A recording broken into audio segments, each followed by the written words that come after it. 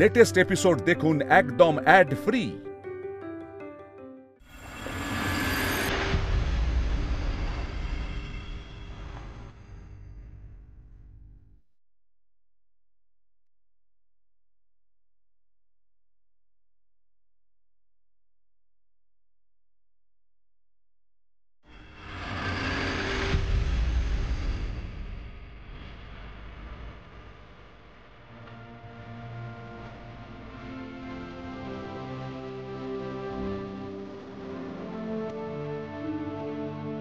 সেতারটা এখানে নিয়ে এলে?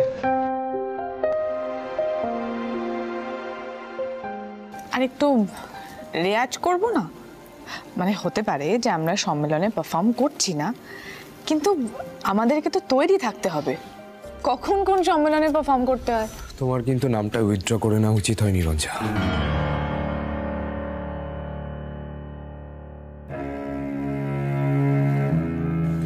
নিজের কেরিয়ারটা আমার জন্য শুধু শুধু নষ্ট করো না, আমার ভালো লাগবে না সেটা।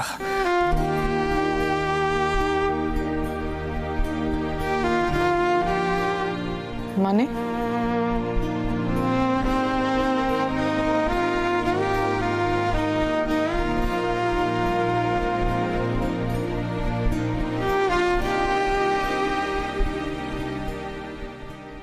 মানে তুমি গুরুজির মেয়ে রঞ্জা, ভালো সেতার বাজাও, তোমার ভবিষ্যৎ সঙ্গীতের জগতে অন্যরকম, তাই না? এটা কিন্তু তুমিও ভেতরে ভেতরে খুব ভালো করে জানো। তোমার কি নিজের কেরিয়ার তৈরি করার কোনো ইচ্ছে নেই? আরে মিউজিক কনফারেন্সটা তোমার জন্য একটা ভালো সুযোগ ছিল, তুমি শুধু শুধু নিজের নাম তুলে নিলে।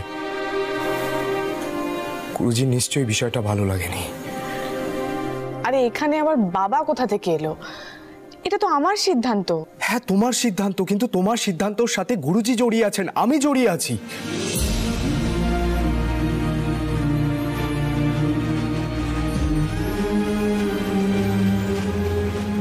যাই হোক, তুমি এখানে থাকো, আমি বাইরে যাচ্ছি। এই দাঁড়াও দাঁড়াও, আমার রেয়াজের সঙ্গে তোমার বাইরে যাওয়ার কি সম্পর্ক? আমি কি একা রেয়াজ করব নাকি?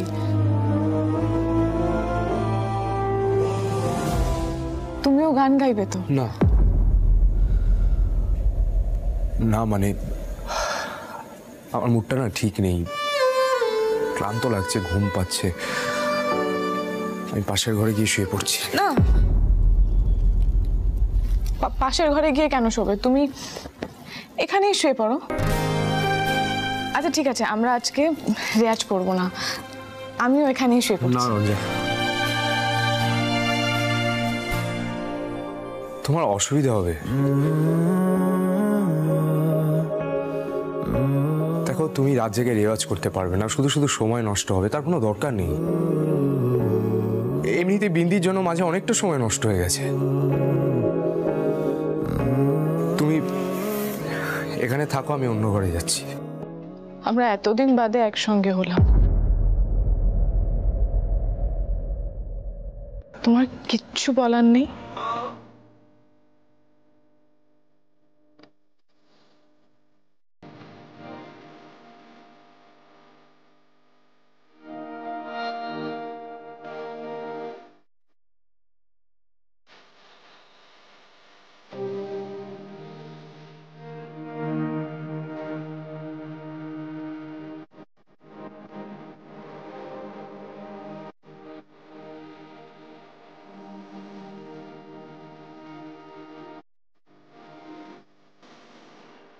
বলার মতো কি বা আছে? এর মধ্যে দেখা সাক্ষাৎ হয়েছে আমাদের দুজনের, যা বলার সবই বলেছি। নতুন করে কি আর বল।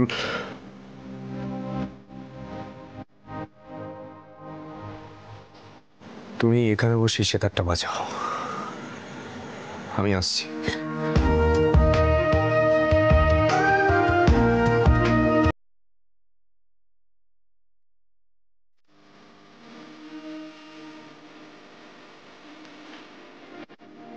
না রঞ্জা, আমারই আস্তে আস্তে দূরে সরে যেতে হবে। এভাবে তোমার সবকিছু নষ্ট হয়ে যেতে পারে না।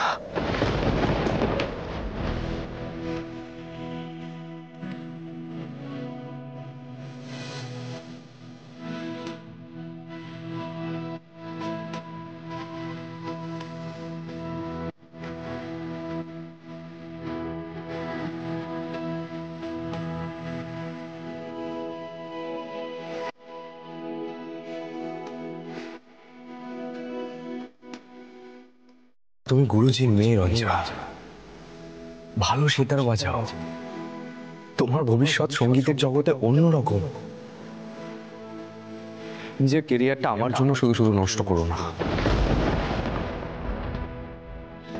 আমি কি একা রেয়াজ করবো নাকি?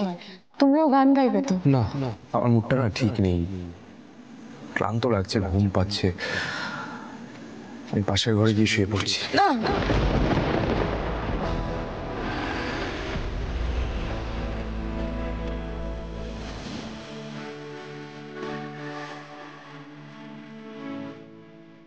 আমরা এতদিন বাদে একসঙ্গে হলাম, তোমার কিচ্ছু বলার নেই? বলার মতো কি বা আছে? এর মধ্যে দেখা সাক্ষাৎ হয়েছে আমাদের দুজনের, যা বলার সবই বলেছি।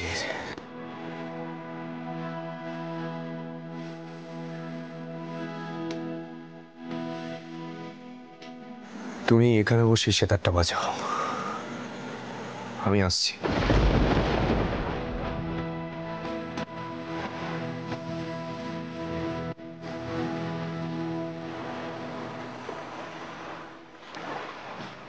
হে বাবা, সব আলো জ্বলছে, আমি আলো নেভাতেই ভুলে গেছি।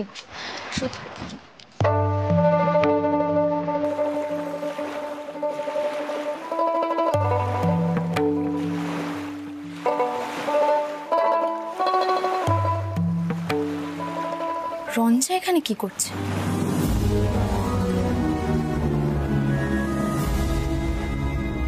রঞ্জা,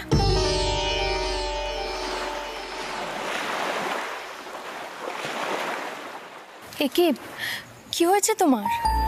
কাঁদছো কেন এভাবে? কিছু না, কিছু হয়নি। রঞ্জা, তুমি আমাকেও বলবে না? তাহলে হালকা হবে কি করে? কি হয়েছে বলো না। মল্লারদা কিছু বলেছে? আচ্ছা পিলু, আমি এখনো অব্দি তোমাদের মতন একজন নর্মাল ওয়াইফ হয়ে উঠতে পারিনি, তাই না? মানে? না মানে, তুমি আর আহিত তো একই সঙ্গে থাকো। তোমাকে দেখতে না পেলে আহিত তোমাকে খুঁজতে আসে। কই মল্লার তো এরকম করে না। হোটেলের রুমে তো আমরা একসঙ্গেই ছিলাম, তখন তো একই ঘরে থাকতে কোনো সংকোচ হয়নি। তাহলে এখন যখন এতদিন বাদে আবার আমরা এক হয়েছি, আমারও তো ইচ্ছে করে যে একসঙ্গে কথা বলি, বা এই কটা দিন কিভাবে কাটালাম সেটা জানাই। তো অনেক অন্যরকম হয়ে গেছিল, তাহলে হঠাৎ কেন?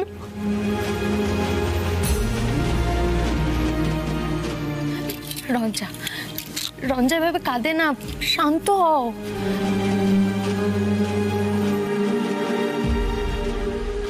তোমরা দুজনে এখানে? কত রাত হয়েছে সেই খেয়াল কি আছে? দেখো না রঞ্জার কি হয়েছে। এই রঞ্জা এভাবে কাঁদে না, শান্ত হও। কাঁদে না রঞ্জা এভাবে। রঞ্জা কি হয়েছে?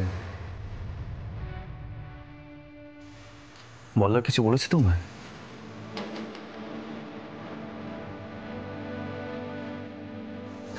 দেখো রঞ্জা, মল্লারের মাথা কিন্তু একদম ঠিক নেই। তুমি ওর কথা কিছু মনে করো না। তুমি কেন কান্নাকাটি করছো? হাই,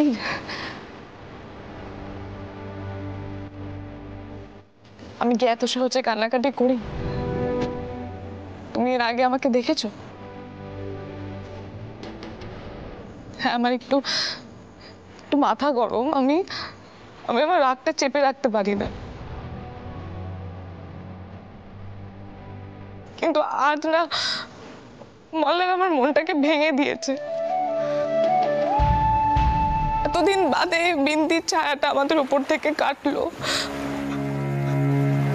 আমরা কি একটু নর্মাল হাজবেন্ড ওয়াইফের মতন থাকতেও পারবো না? আমি তো বলছি যে আমি শরৎ সঙ্গীত সম্মেলনে যোগ দেব না। কেন ভাবলো যে আমি ওকে পেছনে ফেলে রেখে এগিয়ে যেতে চাইছি? মানে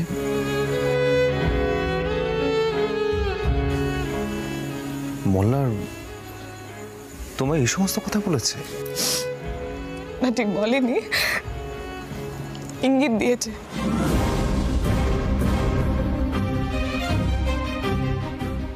বলার কোনোদিন আমার মনটা বুঝলোই না। আমার জানো তো নর্মাল লাইফটা কপালে নেই।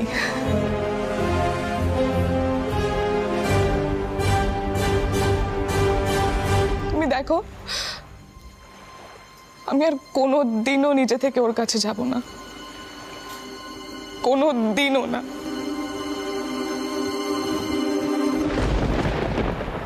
রঞ্জা, রঞ্জা দাঁড়াও, যেও না রঞ্জা।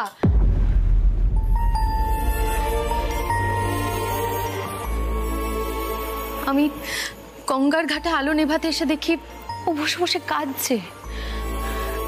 কিছু একটা হয়েছে জানো তো, মল্লার তো স্বাভাবিক অবস্থাতে নেই, কিছু তো একটা ঘটেছে। মিউজিক কনফারেন্স থেকে রিজেকশন এলো তো, ওর সম্মানে লেগেছে। আচ্ছা পিলু, আমাদের নামটাও না উইথড্র করে নি। সে আর বলতে, ওরা গাইবে না আর আমরা গাইব, এটা কখনো হতে পারে? আমার মন বলছে এই ঝামেলাটা এত সহজে মিটবে না। শোনো, তুমি না মল্লারদার সঙ্গে একটু কথা বলো। পিলু, আমি তো মনের ডাক্তার নই, এখন সবার মনে কি চলছে সেটা তো আমার পক্ষে জানা সম্ভব নয়। আচ্ছা ঠিক আছে, আমি দেখছি। এখন অনেক রাত হলো, চলো, ঘুম পেয়েছে, এসো।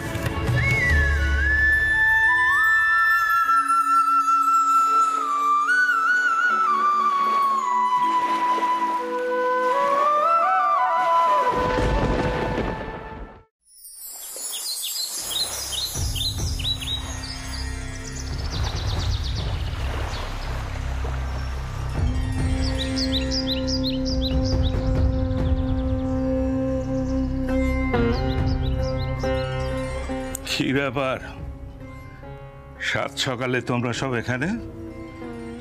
কিছু বলবে? হ্যাঁ পণ্ডিতজি,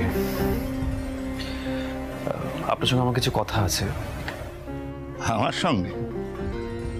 ভালো, তাহলে তোমরাও আমার সঙ্গে কিছু কথা বলার প্রয়োজন মনে করলে তাতেই আমি ধন্য।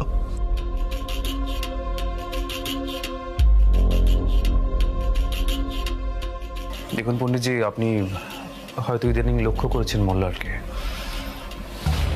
মিথ্যে বদনামের জন্য ওর যে হাজতবাসটা হয়েছে, সেখান থেকে বেরিয়ে আসার পরও একটা বড় শক পেয়েছে, সেটাও কাটিয়ে উঠতে পারছে না। আর এটা তো সত্যি, চারিদিকে মিথ্যে বদনামের জন্য ওর যে নামটা খারাপ হচ্ছে, সেটা তো সত্যি মিথ্যে। সুকুমারের কাছে সবই শুনলাম। তা তোমার গুরুজি তার জামাইয়ের জন্য কোনো ব্যবস্থা তো করতে পারলো না?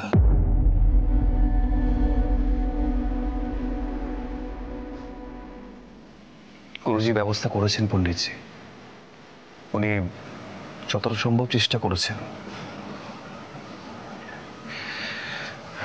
পিলু,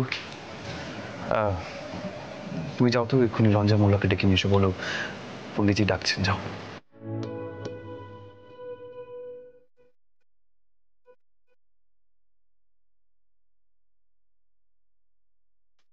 হ্যাঁ, তা আদিত্য নারায়ণ তার জামাইয়ের জন্য কি ব্যবস্থা করেছে শুনি?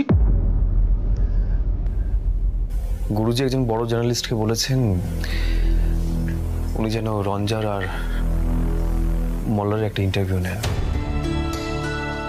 ওই সাংবাদিক নানান রকম প্রশ্ন করে যেন সত্যিটা সবার সামনে তুলে ধরতে পারে। না মানে এখন বদনাম ঘটানোর জন্য তো এই সমস্তই করতে হয়, এটাই তো সোসাইটির নিয়ম। দেখুন, আমি চাইও না যে মল্লারের নামটা জোর করে কাউকে বলে মিউজিক কনফারেন্সে দেওয়া, মানে এটা তো কোনো সমাধান নয়। বটে। তো এই বিষয়ে মল্লার জানে না, আর মল্লার ইন্টারভিউ দিতে রাজিও হবেন না। মানে আমি বলছি যে পণ্ডিতজি আপনি মল্লারকে একটু বুঝিয়ে বলুন না, ও যেন ইন্টারভিউটা দেয়, মানে এতে তো ওরই ভালো হবে, তাই না? আর হ্যাঁ, এই ইন্টারভিউটা কিন্তু এই বাড়িতেই হবে। এই বাড়িতে? সে কি করে সম্ভব? হ্যাঁ, ওরা সুরমণ্ডলে আসতে চায়। যারা এই বাড়ির ঐতিহ্য বহন করবে তাদের সঙ্গেই কথা বলতে চায়। আর হ্যাঁ, এই বাড়ির বিষয়ে কিছু না বলাই ভালো। না মানে এই বাড়ি বসু মল্লিক বাড়ির নামে হয়ে গেছিল, হস্তান্তর হয়েছিল, এগুলো না কথা বলেই মনে বেটার হবে। আর এই কারণে সকাল সকাল আপনার কাছে আসা পণ্ডিতজি। দেখুন, এমনিতে সিচুয়েশন অনেকটা বিগড়ে রয়েছে, আর তর্ক বিতর্কে জড়িয়ে লাভ নেই। দাদু কি হচ্ছে, ডেকেছো কেন? মল্লার, পণ্ডিতজি কিছু বলবেন, এদিকে এসো। পণ্ডিতজি আপনি বলুন না, মানে আজকে বাড়িতে কি হবে, আপনি প্লিজ।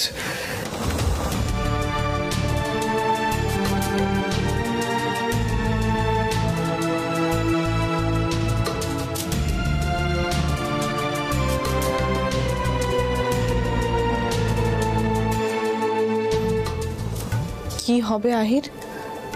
পণ্ডিতজি কি বলবেন? দাদু, মল্লারদা অপেক্ষা করছে।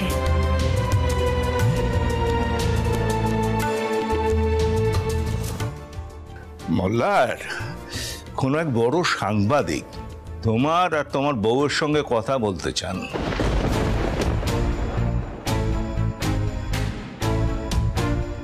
তিনি এ বাড়িতেই আসবেন। তুমি আর রঞ্জা ওর সঙ্গে কথা বলো। মানে কে আসছে আহির? রঞ্জা প্রীতি ব্যানার্জি আসবেন তোমাদের দুজনের ইন্টারভিউ নিতে। দেখো, সেখানে মল্লারের দিকটা না ভালোভাবে বুঝিয়ে বলতে হবে। আমার কাউকে কোনো কৈফিয়ত দেওয়ার দরকার নেই। মল্লার, আহির যখন বলছে ওর কথাটা মানো। ও তো তোমার বড় দাদা, ও তোমার ক্ষতি চাইবে না।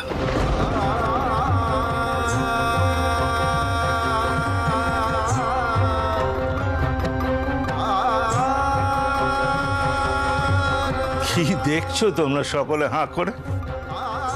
আরে বাবা, আমি তো অন্ধ নই। সত্যি তো এই কদিন মল্লার তোমার দাদা তোমার পাশে দাঁড়িয়েছিল, সে তো আমি দেখেছি। তাই দাদার মতটাকে গুরুত্ব দিতে শেখো। আমারও তো ভাল লাগছে না চতুর্দিকে এই মিথ্যে বদনাম, এর তো একটা বিহিত করতেই হবে।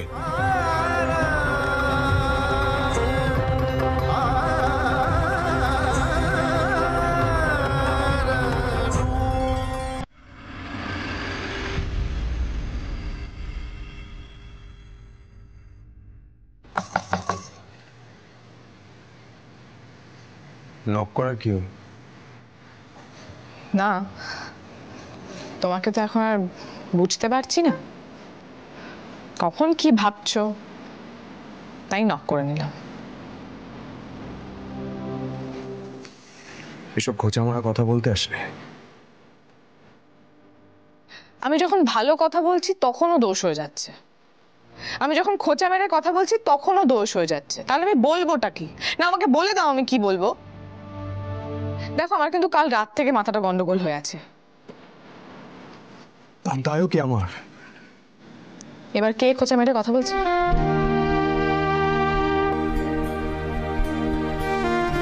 বলো কি বলতে এসেছো। আর শোনো, গুরুজিকে বলো যেচে পড়ে আমার পাবলিকলি কোনো কৈফিয়ত দেওয়ার দরকার নেই। আমি জানি আমি কি করেছি, আমার কাউকে কিচ্ছু বলার নেই। আরে সকলে তো জানে বিন্দি আমাকে ইচ্ছে করে ফাঁসিয়েছিল, বিন্দির সঙ্গে আমার কোনো সম্পর্ক ছিল না। তাহলে কেন আমাকে নিজে সাফাই দিতে হবে? আর কার সামনে সাফাই দেবো? কেন দেবো বলো? আস্তে আস্তে আস্তে, এত চেঁচামেচি করো না। প্রীতি ব্যানার্জি বাবার পরিচিত, বাবার গানের খুব বড় ভক্ত। আর দেখো, আমরা তো পাবলিক আইটা সবসময় অ্যাভয়েড করতে পারি না। আর সম্মেলনে পারফর্ম করার জন্য পাবলিক ইমেজটা দরকার, এটা বাস্তব। তোমাকে তো তোমার ক্যারিয়ারটা তৈরি করতে হবে। বিন্দি তোমাকে ফাঁসিয়েছে বলে সেই আঘাতটা নিয়ে তো আমরা বসে থাকতে পারি না। আরে আমরা কেন বলছো রঞ্জা? আমরা কেন বলছো বলো? আমি, তুই বুঝতে পারছো না তোমার ক্যারিয়ারটা নষ্ট হয়ে যাচ্ছে? তুমি কেন নিজের নামটা সরিয়ে নিলে? কনফারেন্সে তো সেতারটা বাজাতেই পারতে। যাই হোক, আমি আহিরকে বলে দিচ্ছি ইন্টারভিউ নিলে তোমার নেবে, আমার না। আর এক পাও এগোবে না তুমি।